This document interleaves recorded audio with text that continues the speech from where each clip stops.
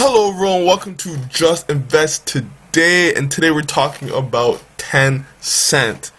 I think Tencent is so undervalued, so overlooked right now, and I have to tell you, I think one of the main things I see with Tencent going on right now is their huge investment portfolio.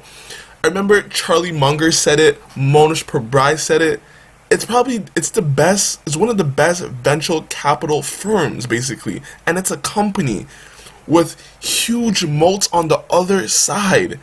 So it has this huge venture capital place in the market, plus it has the dominant network effects of WeChat, of gaming, of cloud computing, of like so much of payments. So we can just see how strong this company could be. And let's look at the stock right now. The stock took a huge hit with all the other Chinese tech companies. It was at a 95, and I thought at a 95 it was still fairly valued. 99. It took a 35% dip. So that is a huge opportunity to get into Tencent, in my opinion. Do your own investment research. But I think it's just so overlooked, super underrated. I got a good size 10% bet on Tencent, as well as I have on Alibaba, as well as I have on PDD. You know where I stand with these Chinese companies. I think they're going to make huge upswings in the near future. But look at this, man. So even though Tencent has been making a little comeback, 5 days, you could have bought it at $57. And you already made 12%, which isn't too bad. If you would have bought PDD, you would have already be up like 40%. It would drop to 72, and now it's like 106. But that's a sidebar. Let's get into what I'm talking about, because yes, the crackdown on all the Chinese firms is real. It's happening. But look what Tencent's doing. It's fighting back. Tencent is fighting back the good fight. And that's the companies we want to see, because their CEO is amazing in finding these undervalued companies that have super potential, because so many companies need to go on WeChat to progress their companies. WeChat has like one of the best it's like the best advertisements for your business. It gets you on like the front page. Everyone sees it. You want to use that network to gain customers, and that's what PDD did. That's what JD.com did, and look where those companies are at today. So you understand, they have a huge advantage of seeing companies early, seeing the progress, and seeing, should we have this 10%, 20% bet in this early development of a company? And that's the huge advantage of Tencent that no one's really talking about, but it's still one of the best things I've seen. So look how Tencent is fighting back the Chinese market. Tencent boosts global investments as Beijing cracks down on gaming. So Tencent has increased its investments in overseas startups more than 7-fold this year, accelerating the global expansion of China's most valuable company as Beijing tightens regulatory scrutiny of tech groups. The social media, gaming, and fintech group struck a record 16 deals in Europe. So they're not slacking, guys. They're making huge bets in Europe. This is very smart, because we understand that gaming is like Tencent's like cream, their brother. They love the gaming sector, and we saw what they did on the kids. Even though the kids 16 and below didn't take up a lot of their revenue, it was like, and they already had measures before that. It took up like 3 or 4% of their revenue, which isn't huge. But what if China and the government regulations start creeping up into that 2030 mark? Like, then that could be huge negative effects on Tencent. But now Tencent is smart enough to realize what they're doing, so they're going to start investing in other areas.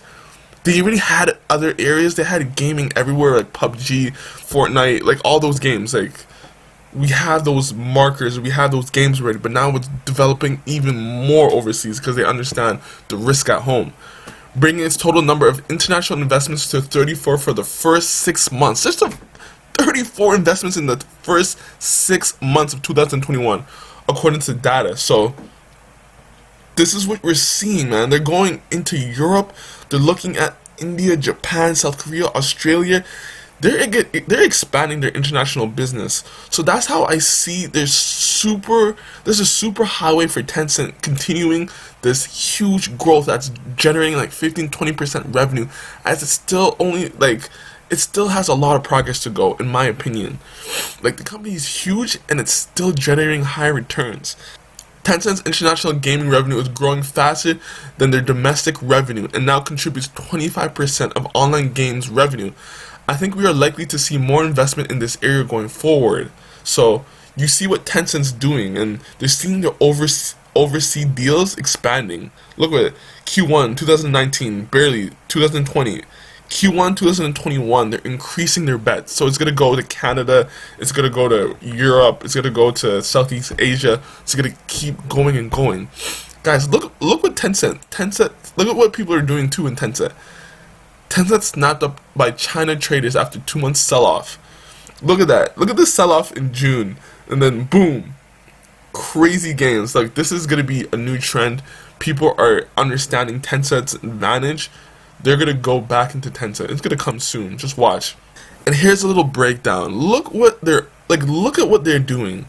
If you don't see this as a huge upside, I don't understand. Like, this has to be, so I think Charlie Munger said SoftBank and Tencent are like the best venture capitalist firm. And look at this, man. Riot Games, they have C. We know how strong C is. Everyone knows how strong C is. They have Riot Games, they have JD.com, Pinduoduo, they have Tesla, Tencent Music, Supercell, Epic Games, WeBank, Snap. Man, this list is like unfathomable. Like, just look at what they're doing. They have Spotify, Universal, Flipkart, Neo. Just look at what they're doing. And look at the ownership too. 20%, 100%, 25%, 18%, 16%. So these are not just small holdings. These are good chunk holdings. Imagine if you held these companies in your own personal portfolio. You'd be living in heaven right now. Like, you wouldn't have to touch another thing. And we just seen in the previous slide, Tencent is still investing heavily in new private deals, new companies, new funding rounds. So, man, we all understand how perfect WeChat is, how WeChat Pay is, their advertisement business, their cloud, their gaming sector. We understand all of that, but look at what's in front of you. Tencent Holdings venture capital. Like, look at what they're doing and how they're bringing new companies into the forefront. So, man, if you don't see Tencent as an opportunity, I don't know. I'm just saying, I see it. I invested in Tencent. It's a strong holdings in my portfolio. So, guys, tell me what you think about this, man. Do you think Tencent is going to go back up to 99, 95, past that? Or is this an uninvestable area again because it's China, it's a VIE structure? We understand the government and what they're going to do, man. Leave a comment. Subscribe to my channel. I'm going to roll to 1,000. Like this video. Thank you. Peace.